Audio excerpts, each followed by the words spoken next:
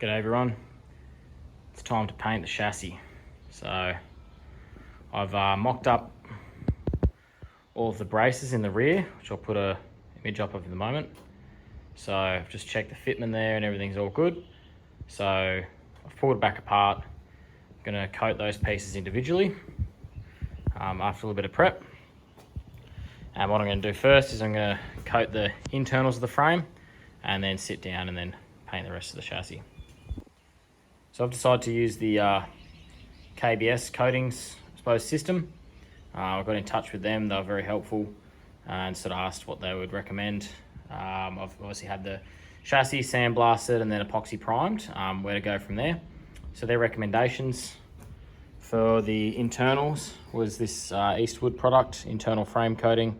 They also come with a extension. So here, so they've got these little nozzles that sort of have a 600mm, I think it is, extension on the end and can coat inside cavities. So the plan's to spray that inside, and then on top of that, I'll use this rust seal. So this is their 3-step process. Obviously I've kind of skipped the clean and blast part because I've already had it sandblasted. So the rust seal, so that's a I believe these are a polyurethane coating or something like that. Yes, a moisture cured urethane. So I'll paint that on, do a couple of coats on the chassis with roller and brush. And that's in the gloss black.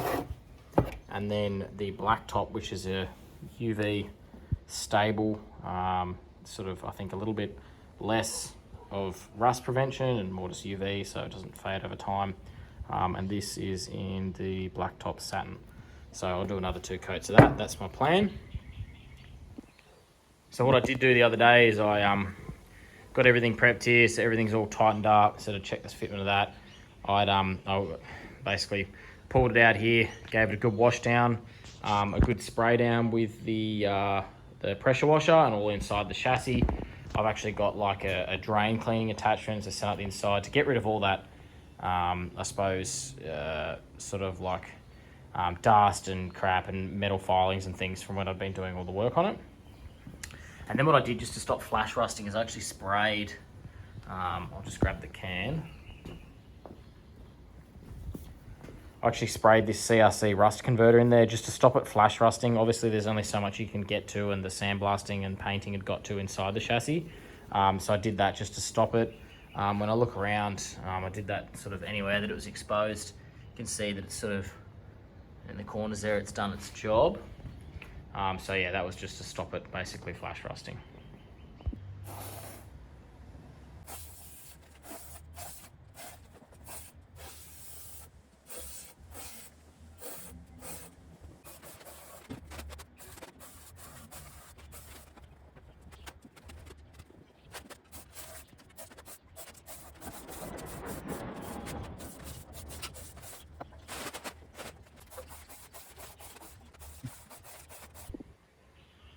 Okay, well, I didn't really know what to expect, but a couple of observations. One, I expected one can to do maybe the entire thing, if not more, but that was 2 cans to do that whole chassis with a little bit left over at the end to sort of cover up.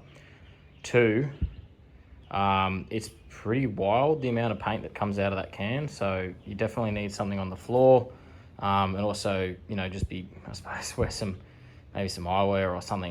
There was shit going everywhere. And it applies like super thick. Like that is like, you still see I've gone and covered it a little bit more with what I had left of the can, but like the stuff goes on like tar, which is good, that's what you want. But yeah, like there's probably a couple of bits I didn't quite get. I don't know, like I went pretty crazy in here because that's where it was rusted out. But yeah, oh well, looks all right. Giving it a bit of a scuff, some sandpaper, wiped it down with wax and grease remover, some tarps down. I'm going to be applying the KBS Rust seal with roller and brushes. So I'm going to get my other half to help me out with this. Yeah, good opportunity to sit down and do some painting. So I'm going to do 2 coats of the rust seal, which you're meant to do. I think it's basically once it's touch dry, you can recoat it.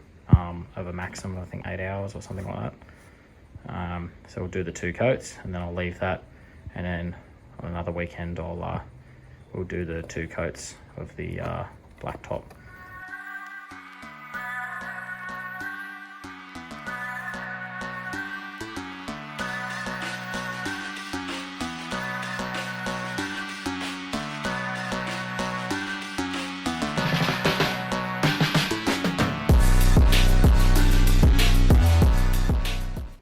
Paint first 2 coats of the rust seal that I've done there, and I've just assembled the rear end, now ready for the next couple of coats, which is the black top, which is the UV stable top coat.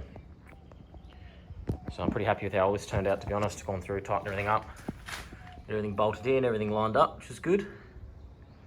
The green stuff, for anyone who's wondering, is a product called Duralac. It's like a corrosion inhibitor. It's used pretty common in the marine industry.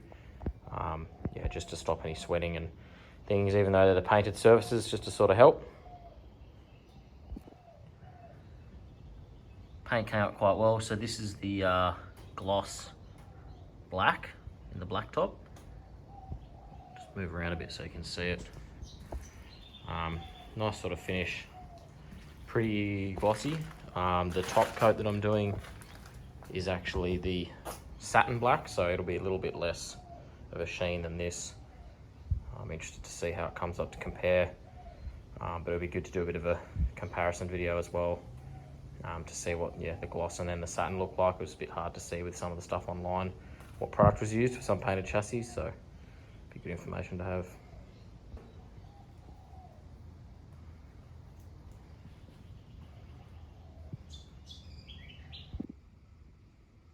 So the videos of me painting the chassis was in November 2024, and it's now May 2025.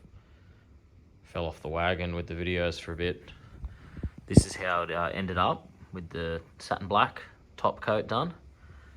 I'm pretty happy with how it came out.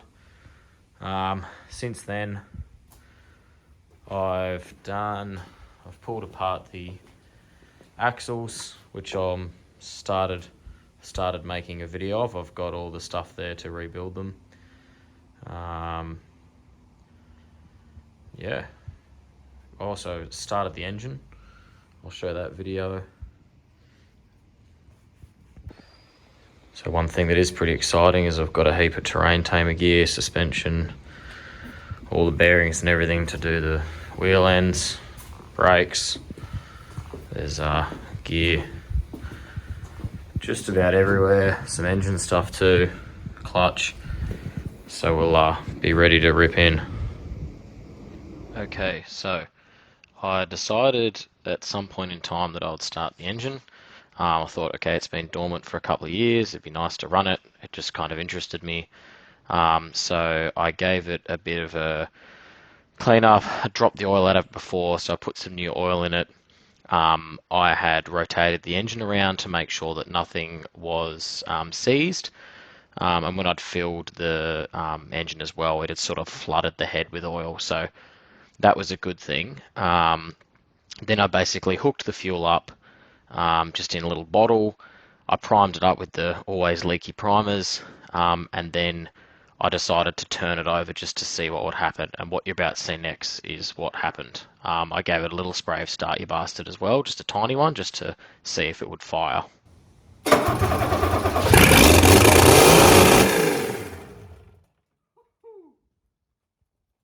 So what happened there is I'd checked beforehand that the pump was, like, the spring was bringing it back to no throttle, or like to idle.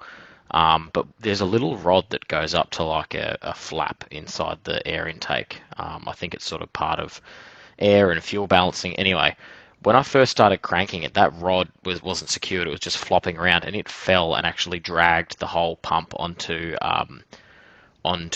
wide open throttle. So that was its very rude awakening after some time asleep. But luckily I was sort of ready, and I could hit the fuel rack closed in case anything went totally haywire.